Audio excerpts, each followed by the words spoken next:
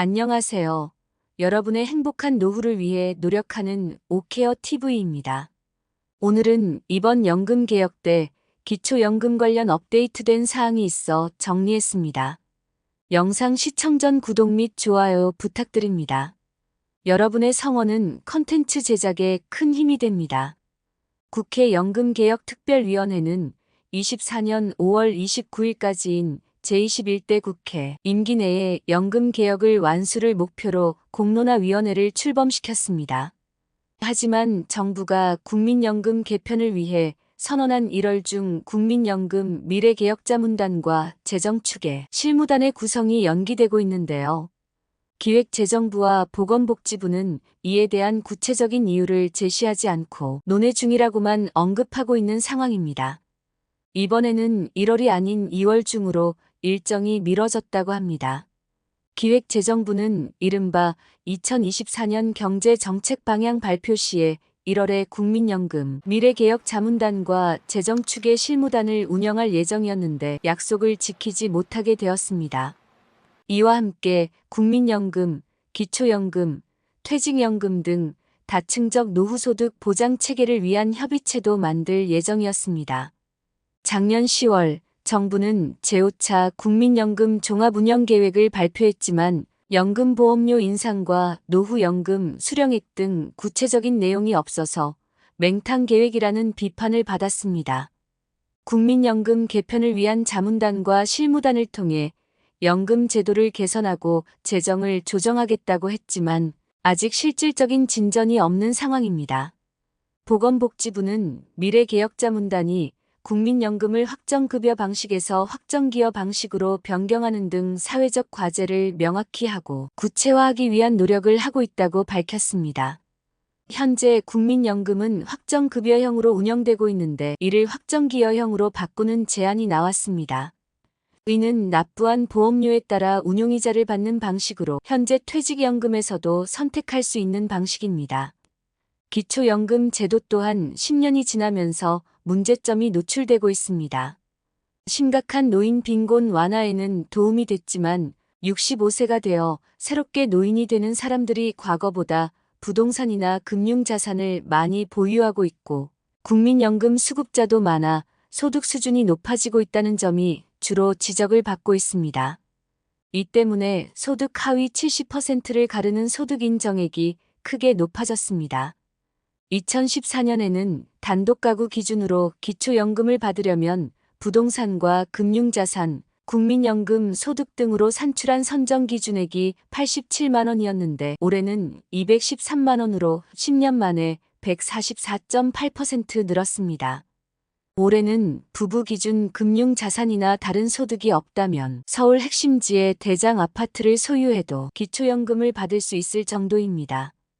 또 소득 인정액을 산출할 때 적용하는 고급 자동차 중 배기량 기준도 폐지돼 3천 이상 차량을 소유한 노인도 기초연금을 받을 수 있습니다. 고령화가 진행되며 노인 인구는 늘어나고 기초연금액은 물가 상승률이 반영되어 매년 오릅니다. 2014년에는 435만 3천 명이 총 6조 900억 원의 기초연금을 받았습니다. 지난해에는 623만 9천 명이 총 22조 6천억 원을 받았습니다. 24년부터는 701만 명에게 기초연금을 주는데 24조 4천억 원이 들 것으로 예상됩니다. 가입자가 낸 보험료를 운용해 돌려주는 국민연금과 달리 기초연금은 세금을 걷어 마련한 국비와 지방비로 지급합니다. 기초연금액이 오르면서 수십 년간 보험료를 납부한 국민연금 가입자가 역차별을 받는다는 지적도 나옵니다. 국회 예산정책처 지난해 9월 펴낸 기초연금 제도 및 수급자 특성 변화 분석 보고서에서 국민연금 수급자의 가장 큰 비중을 차지하는 20년 미만 가입자들의 평균 수급액과 기초연금 기준연금액의 격차는 지속 감소하고 있다고 했습니다.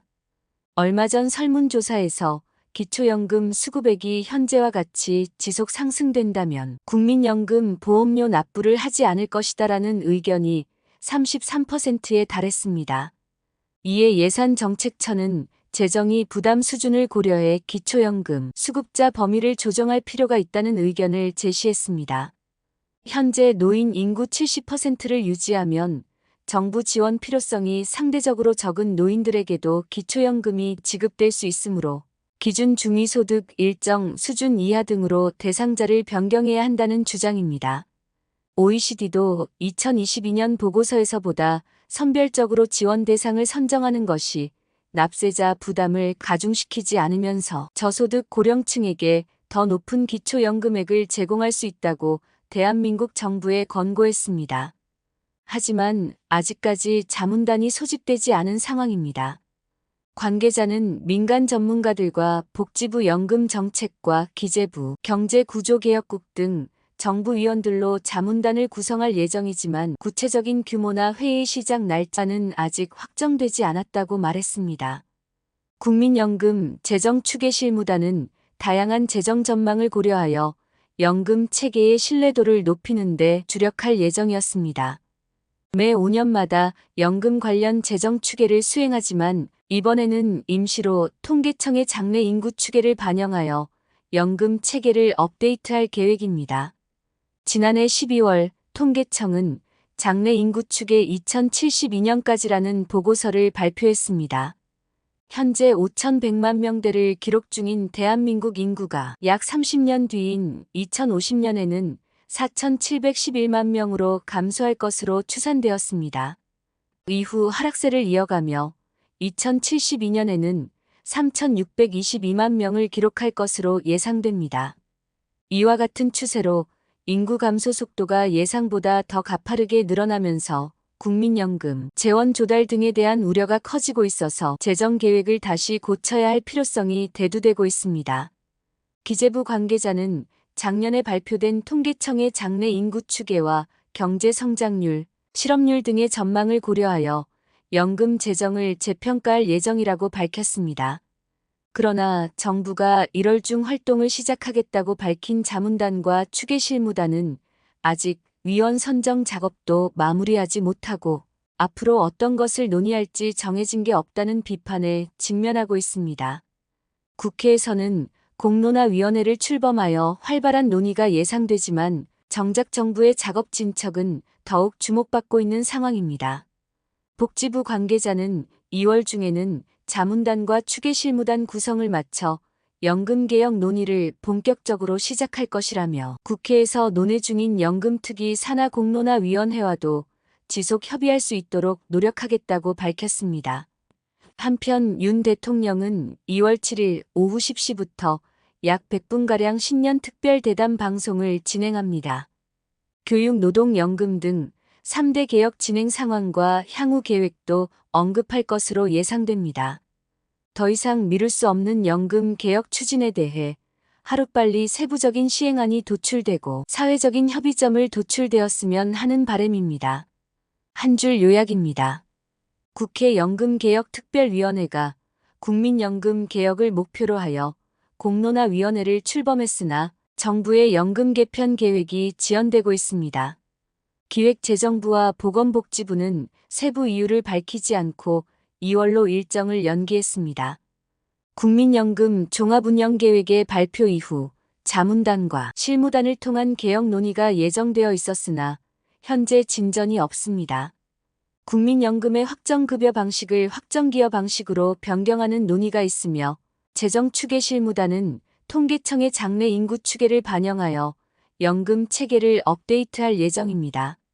인구 감소 속도가 더 가파르게 증가하고 있어 재정 조정이 필요하며 정부의 연금 개혁 작업이 지연되는 가운데 국회의 공론화위원회가 활발한 논의를 진행 중입니다.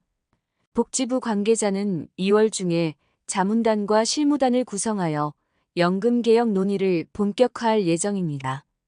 연금 개혁 관련 여러분의 의견을 댓글로 남겨주시면 영상 제작에 반영하겠습니다. 영상을 보신 여러분이 항상 건강하고 행복하셨으면 좋겠습니다. 도움이 되셨다면 구독 및 좋아요 부탁드립니다. 감사합니다.